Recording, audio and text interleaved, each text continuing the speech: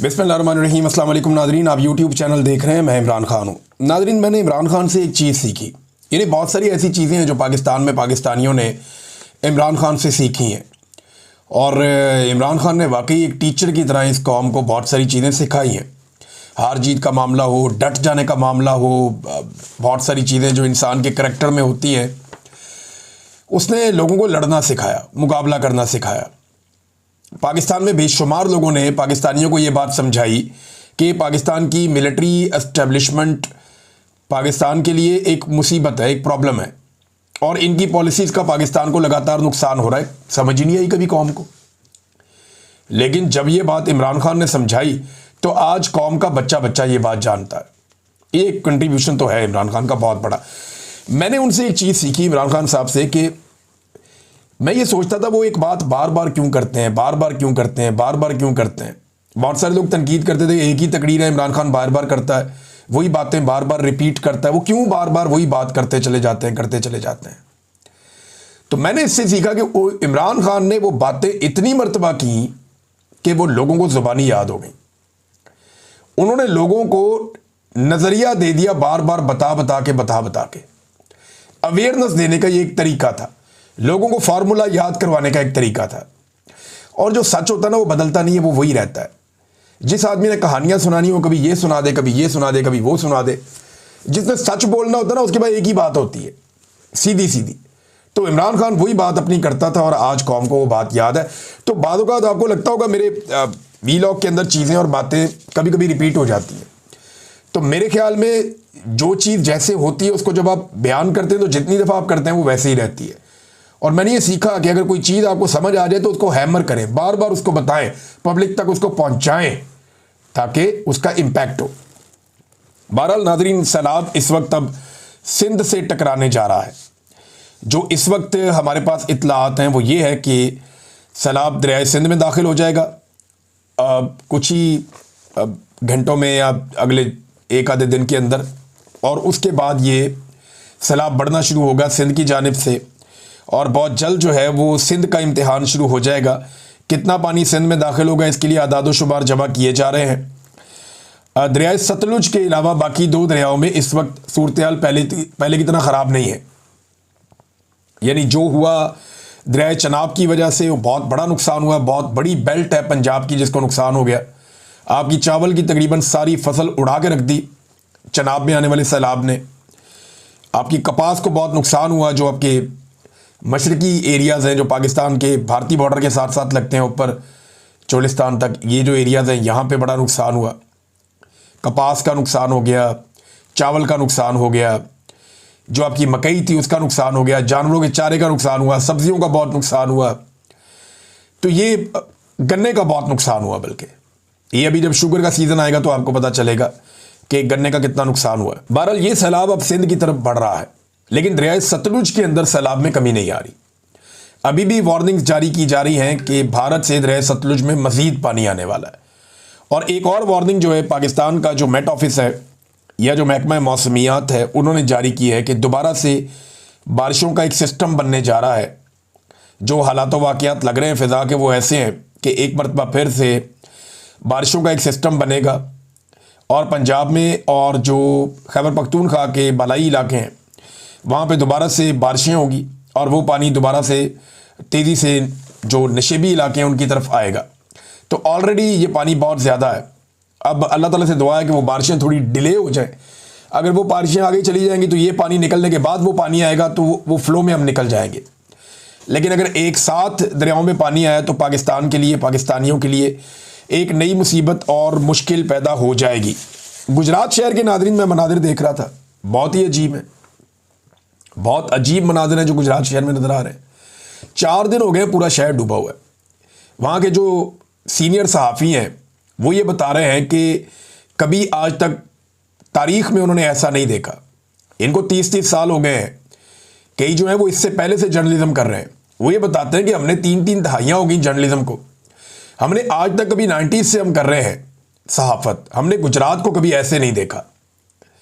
पूरा शहर जो है वो एक बैड गवर्नेंस की मिसाल बना हुआ है। और ये सारा कुछ क्यों हो रहा है कि डीसी, कमिश्नर, ये जितने भी ओहदेदार थे ये सारे के सारे और कामों में लगे हुए थे। इनकी सारी तवज्जो ये थी कि मरियम नवाज को खुश करना है तो पीटीआई के घरों पे छापे मारो, एस्टेब्लिशमेंट को खुश करना है तो इसको गिरफ्तार करो, उसको अंदर डालो, उसको अगवा करो, उस पर मुकदमा बनाओ। ये इन्हीं कामों में लगे रहे और कोई महकमा भी अपना काम नहीं कर रहा था। देखें, किसी जिले का अगर डीसी सो जाए ना या तवज्जो देना छोड़ दे तो सारे महकमे नीचे सो जाते हैं। यही बेड़ा गर्क हुआ कि किसी महकमे ने अपना काम नहीं किया। जहां कचरा था वहीं था, जहां ब्लॉकेज थी वो वहीं थी, सीवरेज का निज़ाम कहीं ख़राब था तो वो वहीं पे था, कोई काम अगर होने वाला था तो वो वहीं रुक गया। और उसकी वजह से अब जो गुजरात शहर है पूरा का पूरा डूबा हुआ है। वो स्टेडियम के मनाज़िर आप देखें, पानी खड़ा है, तालीमी इदारे उनमें पानी खड़ा है, गलियों में सड़कों पे हर तरफ कश्तियां चल रही हैं, पानी खड़ा है। गुजरात के साथ तो पहले कभी ऐसा नहीं हुआ। पता नहीं किस बात का बदला लिया जा रहा है। ये जो पंजाब हुकूमत है इसने पंजाब का बेड़ा गर्क कर दिया है। बेड़ा गर्क करना जो है ना, एक वर्ड अगर कहीं सही इस्तेमाल होता है तो वो यहीं पे होता है।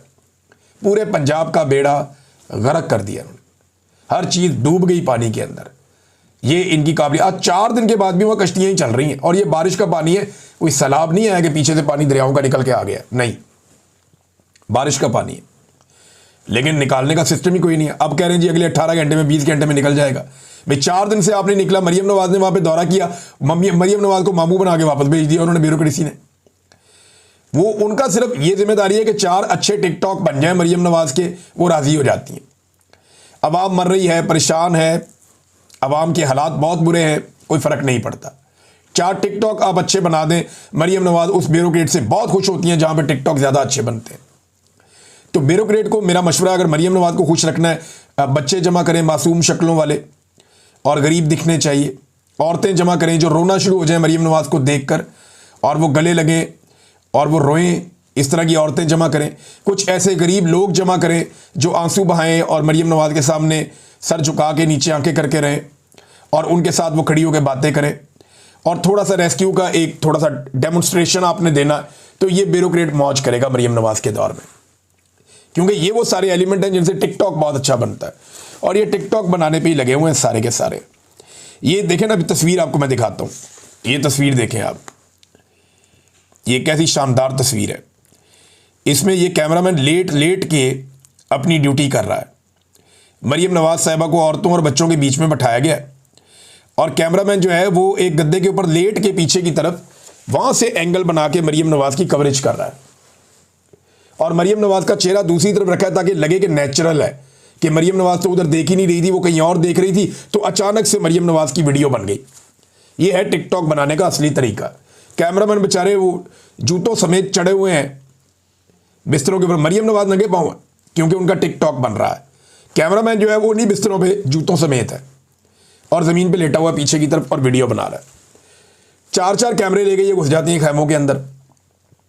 7 इनके जो है वो इनकी टीम भी होती है और टिकटॉक्स बन रहे हैं, धड़ाधड़ बन रहे हैं। पता नहीं किस बात का फोबिया है, किस बात की परेशानी है, कुछ ज़हनी मर्ज है, मेरी समझ से बाहर है। ये कोई एहसास कमतरी है जो पूरी कौम इसकी सज़ा भुगत रही है। ये एक तस्वीर के अंदर सारी कहानी है। ये आप दुनिया के किसी भी जी शऊर शख्स को दिखाएंगे तो बंदा सर पकड़ के बैठ जाएगा, तो भाई वाकई इसको हुक्मरान बना दिया है। लेकिन बना दिया भाई अगलों ने, बनाने वालों ने।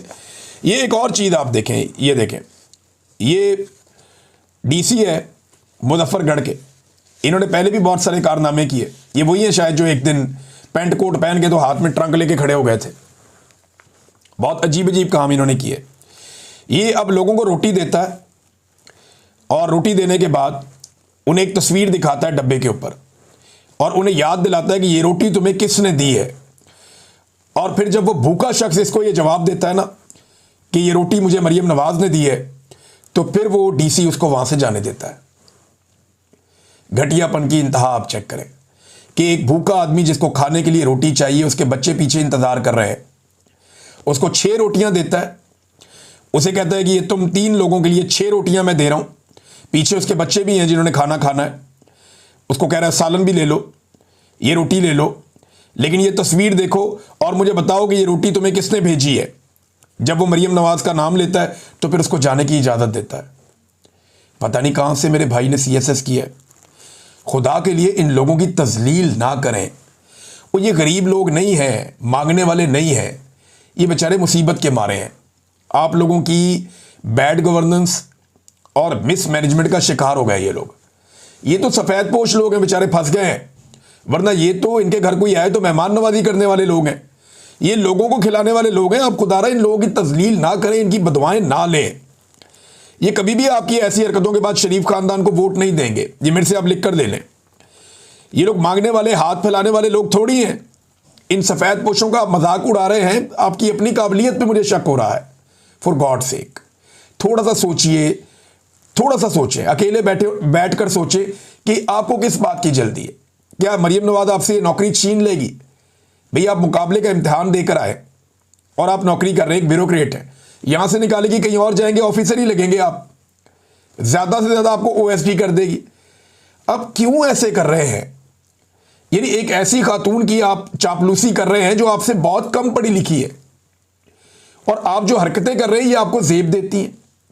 ये ब्यूरोक्रेसी इस लेवल पे पहुंच जाएगी, मुझे कभी अंदाजा नहीं था। मुझे बड़ा अफसोस हो रहा है ये हरकतें देख के। मेरे लिए बड़े काबिल एहतराम है सारे ब्यूरोक्रेट, लेकिन ये ना करें, अपनी और अपने महकमों की और अपने इदारे की और अपनी काबिलियत की तजलील ना करें आप लोग।